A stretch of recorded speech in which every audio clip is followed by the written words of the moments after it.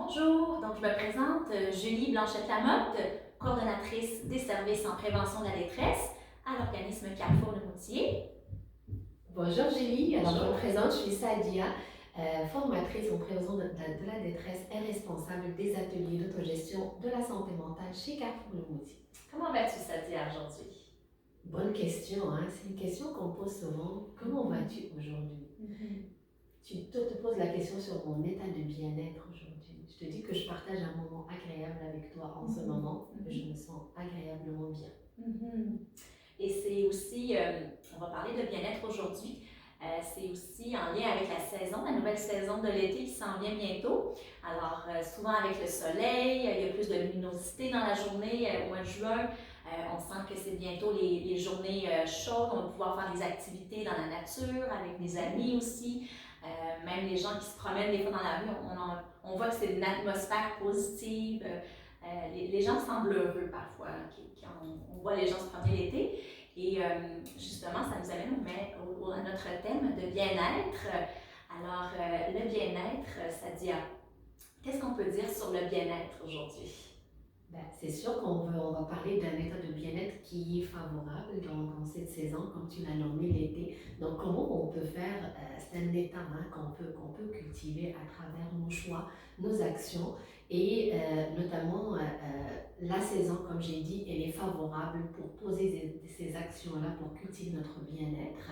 L'état de bien-être, elle est non seulement relié aussi à ce qu'on fait au quotidien, mais il faut comprendre aussi que c'est un état qui est physiologique. Donc, on peut, à travers nos choix, nos actions qu'on va vraiment choisir en pleine conscience, favoriser cet état de bien-être en favorisant la sécrétion, le déclenchement de ces hormones de bien-être. D'après toi, Julie, là, de quoi on parle quand on dit des hormones de bien-être? Tu as dit les hormones, donc il n'y a pas qu'une seule hormone, mais il y a plusieurs hormones en effet. Donc, la première hormone serait l'hormone de la sérotonine. Donc, on appelle aussi l'hormone du bonheur. Donc, de quelle façon elle peut être sécrétée? Donc, ça peut être par exemple avec l'exposition du soleil. Donc, le soleil sécrète la sérotonine. Ou encore en ayant un sourire au visage, ou même en reconnaissant notre valeur comme être humain. Ça aussi, ça fait sécréter la sérotonine. Quelle serait la deuxième hormone, Sadia? Oui, la deuxième hormone, c'est la dopamine et rien de plus, c'est l'hormone de l'action, de l'agir, mais aussi du plaisir. Quand on prend plaisir dans nos actions, ça permet à cette hormone d'être sécrétée dans le corps. C'est une hormone aussi qui va être favorisée par quand on fixe des objectifs, quand on se lève des défis, non, c'est pas nécessairement des grands défis, mais des petits défis.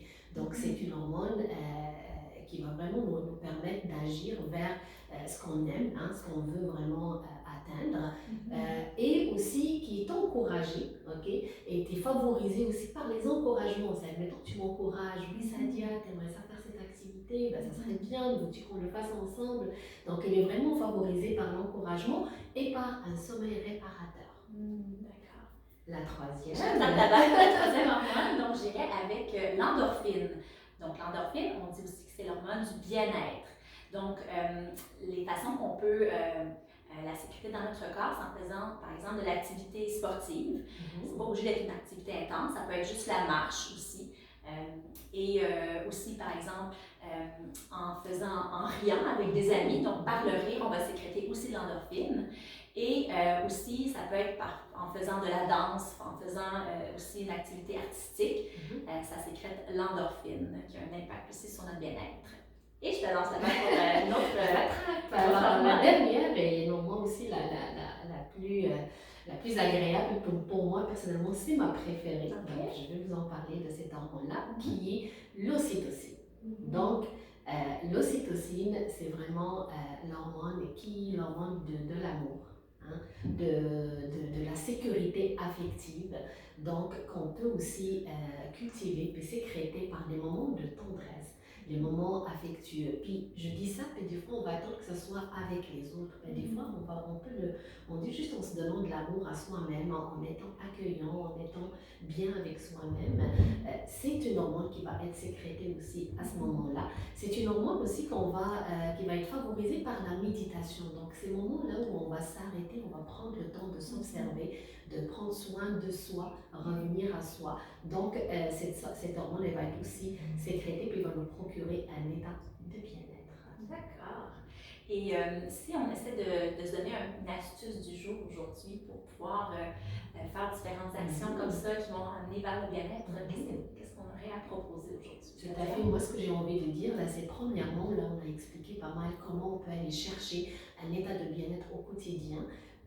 Non plus, mais ce n'est pas nécessairement au quotidien. Allez-y aussi à votre rythme. Ce que j'ai envie de dire, c'est de cultiver votre bien-être vraiment à votre façon. D'identifier, premièrement, quelle activité que vous aimeriez faire. Quelle action, aussi petite soit-elle, les petits pas, un pas à la fois, que vous aimeriez, par où vous voulez commencer, et d'aller de l'avant, de vraiment de s'y engager. Et par la suite, non seulement le faire, mais prendre le temps de noter comment ça m'a fait du bien. Quels étaient les bienfaits que j'ai notés. Dans ce moment-là, on s'imprègne encore plus.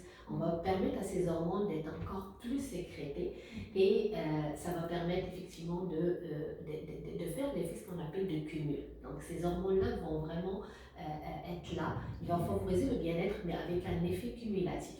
Donc le plus qu'on répète, donc identifier l'action, noter les bienfaits, puis répéter l'action.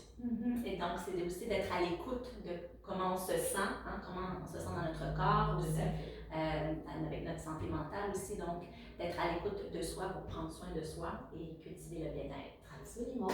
Alors, merci beaucoup pour aujourd'hui. Merci, Sadia. Merci à toi, Julie. Merci pour ce bon moment de bonheur. Pour moi, ça l'était. C'est réciproque. Merci.